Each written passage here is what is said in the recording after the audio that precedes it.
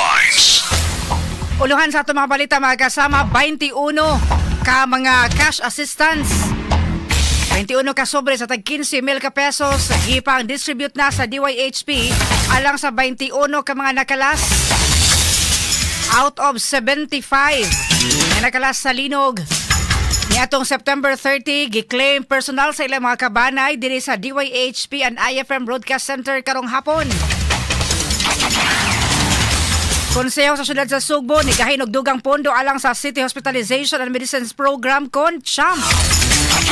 Ang Kapitolyo motabang sa DepEd pagpatukod sa temporaryong school shelter sabay sa naangkon nakadaot sa mga tunghaan sa probinsya sa Sugbo.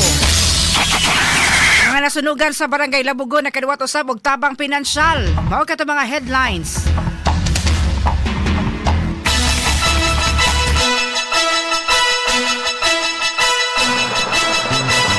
Sugbo, Kabisayan ug Mindanao, Pilipinas, worldwide, mayong hapon kini si Radyoman Aida Tampus mohatod sa ato mga balita news update.